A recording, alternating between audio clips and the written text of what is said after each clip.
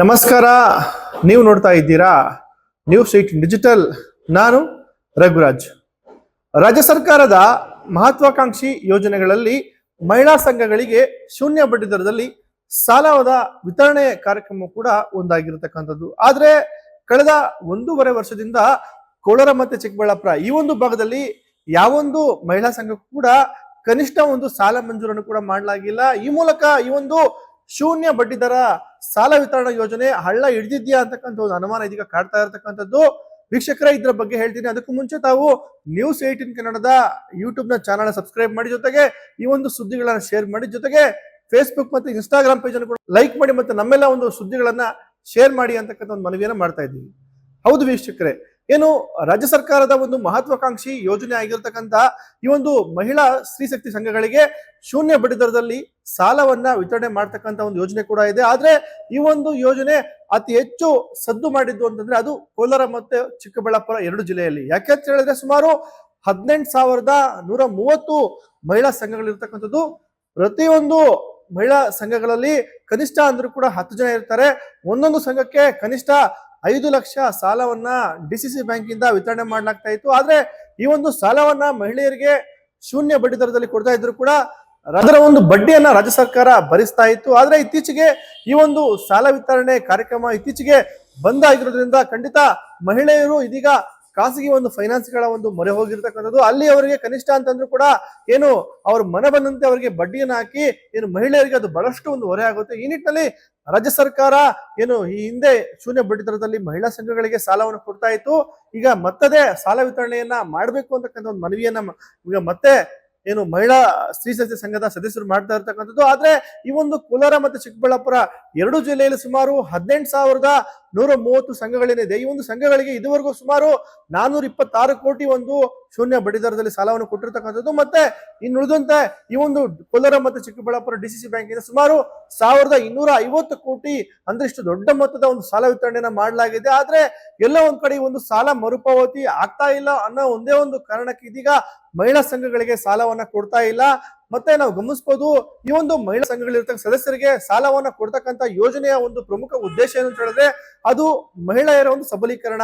ಮಹಿಳೆಯರು ಆರ್ಥಿಕವಾಗಿ ಏನು ಸದೃಢ ಆಗ್ಬೇಕು, ಮತ್ತೆ ಅವರು ಕೂಡ ಒಂದು ವಹಿವಾಟು ಮಾಡ್ಲಿಕ್ಕೆ ಒಂದು ರೀತಿಯಲ್ಲಿ ಡಿಸಿಸಿ ಬ್ಯಾಂಕ್ ನ ಸಾಲ ವಿತರಣೆ ಕಾರ್ಯಕ್ರಮ ಬಹಳಷ್ಟು ಒಂದು ಆಸರೆಯಾಗಿತ್ತು. ಆದ್ರೆ ಎಲ್ಲೋ ಒಂದ್ ಕಡೆ ಈ ಒಂದು 2023 ನವೆಂಬರ್ ತಿಂಗಳವರೆಗೆ ಏನು ಇದ್ದಂತಹ ಒಂದು ಆಡಳಿತ ಮಂಡಳಿ ಏನಿತ್ತು ಅಲ್ಲಿವರೆಗೂ ಒಂದು ಸಾಲ ವಿತರಣೆ ಕಾರ್ಯಕ್ರಮವನ್ನು ಮಾಡಲಾಗ್ತಾ ಇತ್ತು. ಆದ್ರೆ ಇತ್ತೀಚೆಗೆ ಅಂದ್ರೆ ಕಳೆದ 1.5 ವರ್ಷದಿಂದ ಈ ಒಂದು ಸಾಲ ವಿತರಣೆ ಕಾರ್ಯಕ್ರಮವನ್ನ ಇದೀಗ ಬಂದ್ ಮಾಡಿರ್ತಕ್ಕಂಥದ್ದು. ಈ ನಿಟ್ಟಿನಲ್ಲಿ ಮಾತನಾಡಿರ್ತಕ್ಕಂಥ ಮಹಿಳಾ ಸಂಘದ ಸದಸ್ಯರು ನಾವು ಸಾಲವನ್ನ ಪ್ರತಿ ತಿಂಗಳು ಕಂತಾಗಿ ಸರಿಯಾಗಿ ಕಟ್ಟಿದ್ರು ಕೂಡ ನಮ್ಗೆ ಸಾಲವನ್ನು ಕೊಡ್ತಾ ಇಲ್ಲ.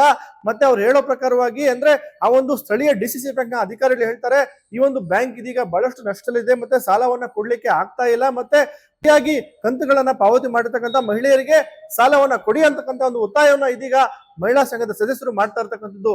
ಕೋಲಾರ ಡಿಸಿಸಿ ಬ್ಯಾಂಕ್ ಕಡೆಯಿಂದ ಪ್ಲಸ್ ಕೋಲಾರ ಡಿಸಿಸಿ ಬ್ಯಾಂಕ್ ಹೋಬಳಿ ವೈಸು ಉತ್ತೂರಿನಲ್ಲಿ ನಮಗೆ ಒಂದು ರೇಷ್ಮೆ ಬೆಳೆಗಾರರ ಸಹಕಾರ ಸಂಘ ಒಡಗೂರು ಸೊಸೈಟಿಯಿಂದ ಆಯಾ ಹೋಬಳಿಗೆ ಸಂಬಂಧಪಟ್ಟಂತೆ ನಮ್ಮ ಹೋಬಳಿಯಲ್ಲೂ ಸಹ ಒಂದು 110 ಸಂಘಗಳಿಗೆ ಸಾಲವನ್ನು ವಿತರಣೆ ಮಾಡಿದರು. ಏನು ನಮಗೆ ಸಂಘದಿಂದ ವಿತರಣೆ ಮಾಡಿದ್ರು ಶೂನ್ಯ ಬಡ್ಡಿ ಸಾಲದ ಪ್ರಕಾರ ನಾವು ಕಂಪಲ್ಸರಿ ಕರೆಕ್ಟಾಗಿ ಕಟ್ಕೊತ ನಾವು ಹೋಗಿ ಪ್ರತಿ ತಿಂಗಳು ಏನು ಕಟ್ಟಬೇಕು ನಾವು ಕಟ್ಕೊತ ಹೋದ್ವಿ.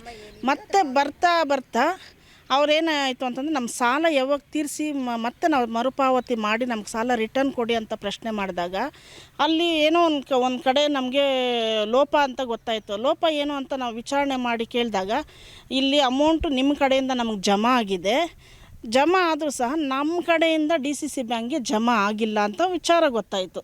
ನಾವು ಅದನ್ನು ಪ್ರಶ್ನೆ ಮಾಡಿದ್ವಿ. ಪ್ರತಿ ತಿಂಗಳು ಸಹ ನಮ್ಮ ಊರಿಂದ ಬರ್ತಕ್ಕಂತಹ ದುಡ್ಡು ನಾವು ನಿಮಗೆ ಮರುಪಾವತಿ ಮಾಡಿದ್ವಲ್ಲ, ಯಾಕೆ ನೀವು ಡಿಸಿಸಿ ಬ್ಯಾಂಕ್ ಕಟ್ಟಿಲ್ಲ ಅಂತ ನಾವು ಪ್ರಶ್ನೆ ಮಾಡಿದ್ವಿ. ಪ್ರಶ್ನೆ ಮಾಡಿದಾಗ ಇಲ್ಲಿರ್ತಕ್ಕಂತಹ ಒಂದು ಅಧಿಕಾರಿ ಏನಲ್ಲಿ ಕಾರ್ಯದರ್ಶಿ ವಿಜಯ್ ಕುಮಾರ್ ಅಂತ ಅಲ್ಲಿ ಕಾರ್ಯನಿರ್ವಹಿಸ್ತಾ ಇದ್ರು, ಅವರೇನು ಮಾಡಿದ್ದಾರೆ, ಮೋಸ ಮಾಡಿದ್ದಾರೆ ಜನಕ್ಕೆಲ್ಲ ಅಂತ ಗೊತ್ತಾಯಿತು.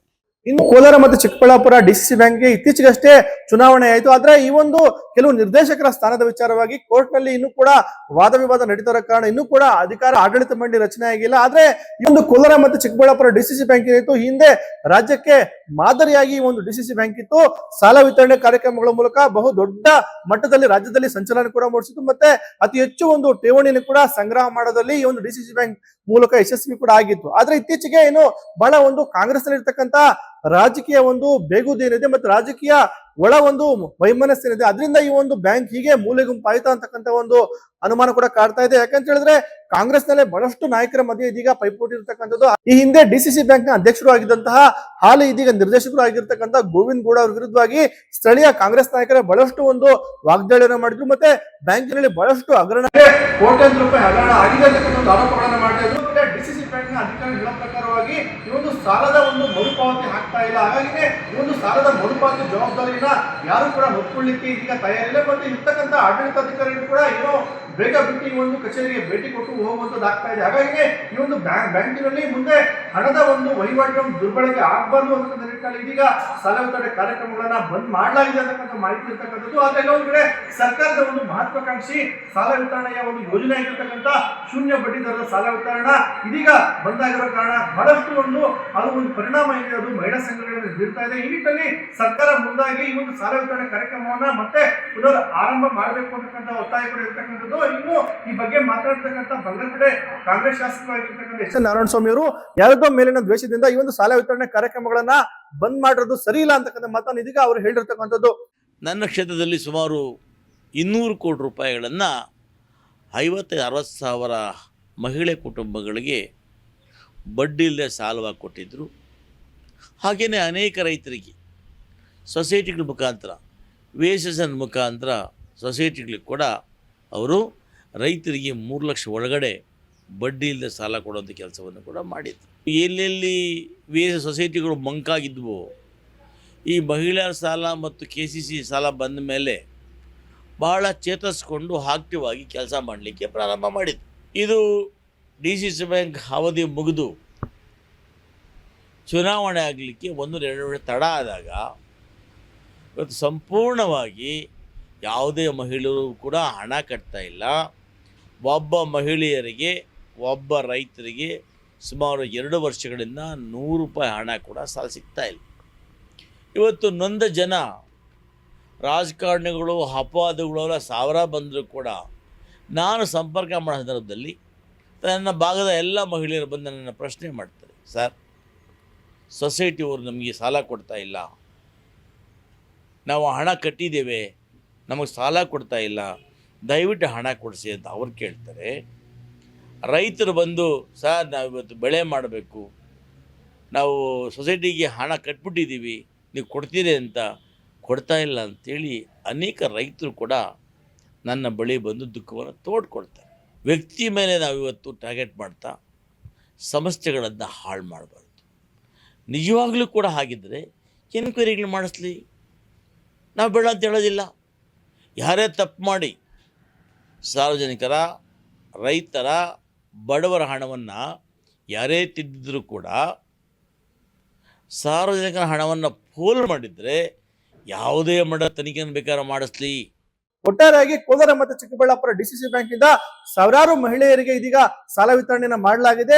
ಸಾಲವನ್ನ ಸರಿಯಾಗಿ ಕಟ್ತಾ ಇದ್ರು ಕೂಡ ನಮಗೆ ಮತ್ತೆ ಮರಳಿ ಸಾಲವನ್ನ ಕೊಡ್ತಾ ಇಲ್ಲ ಅಂತಕ್ಕಂಥ ಒಂದು ಅಳಲನ್ನ ಇದೀಗ ಮಹಿಳೆಯರು ವ್ಯಕ್ತಪಡಿಸ್ತಾ ಇದ್ದಾರೆ. ಆದ್ರೆ ಡಿಸಿಸಿ ಬ್ಯಾಂಕ್ ಅಧಿಕಾರಿಗಳು ಹೇಳೋ ಪ್ರಕಾರವಾಗಿ ಇನ್ನು ಸಾಲ ವಿತರಣೆಯನ್ನು ಮಾಡಲಾಗಿದೆ, ಅದರ ಮರುಪಾವತಿ ಕಂತು ಸರಿಯಾಗಿ ಬರ್ತಾ ಇಲ್ಲ, ಹಾಗಾಗಿನೇ ನಾವು ಸಾಲ ವಿತರಣೆ ಕಾರ್ಯಕ್ರಮವನ್ನ ಸ್ಥಗಿತ ಮಾಡಿದೀವಿ ಅಂತಕ್ಕಂಥ ಮಾತನ್ನ ಇದೀಗ ಅಧಿಕಾರಿಗಳು ಹೇಳ್ತಾ ಇದ್ದಾರೆ. ಆದ್ರೆ ಎಲ್ಲೋಗಿ ರಾಜ್ಯ ಸರ್ಕಾರ ಮಧ್ಯಪ್ರವೇಶ ಇದೀಗ ಮಾಡಬೇಕಾಗಿದೆ. ಯಾಕಂತ ಹೇಳಿದ್ರೆ ಏನು ಸ್ಥಳೀಯವಾಗಿ ಗ್ರಾಮೀಣ ಭಾಗದಲ್ಲಿ ಡಿಸಿಸಿ ಬ್ಯಾಂಕ್ ವತಿಯಿಂದ ಕೊಡ್ತಕ್ಕಂಥ ಶೂನ್ಯ ಬಡ್ಡಿ ಸಾಲ ವಿತರಣೆ ಕಾರ್ಯಕ್ರಮ ಯೋಜನೆ ಏನಿದೆ ಅದು ಬಹಳಷ್ಟು ಮಹಿಳೆಯರಿಗೆ ಸಹಕಾರಿಯಾಗಿದೆ. ಈ ನಿಟ್ಟಿನಲ್ಲಿ ಸರಿಯಾಗಿ ಯಾರೆಲ್ಲ ಮಹಿಳೆಯರು ಕಂತನ್ನ ಪಾವತಿ ಮಾಡಿದ್ದಾರೆ ಅಂತ ಮಹಿಳೆಯರಿಗೆ ಸಾಲ ವಿತರಣೆಯನ್ನ ಮಾಡ್ತಕ್ಕಂಥ ಕೆಲಸವನ್ನ ಮತ್ತೆ ಈ ಒಂದು ಡಿಸಿಸಿ ಬ್ಯಾಂಕ್ ಮಾಡಬೇಕಾಗಿದೆ. ಈ ನಿಟ್ಟಿನಲ್ಲಿ ಸರ್ಕಾರ ಒಂದು ಸೂಚನೆಯನ್ನ ಹೊರಡಿಸಬೇಕು ಅಂತಕ್ಕಂಥ ಒತ್ತಾಯ ಇದೀಗ ಮಹಿಳಾ ಸಂಘಗಳದ್ದು. ರಘುರಾಜ್, ನ್ಯೂಸ್ 18, ಕೋಲಾರ.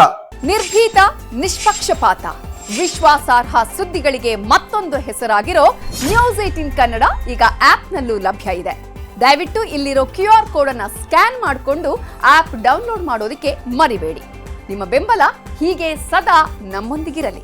ಧನ್ಯವಾದ.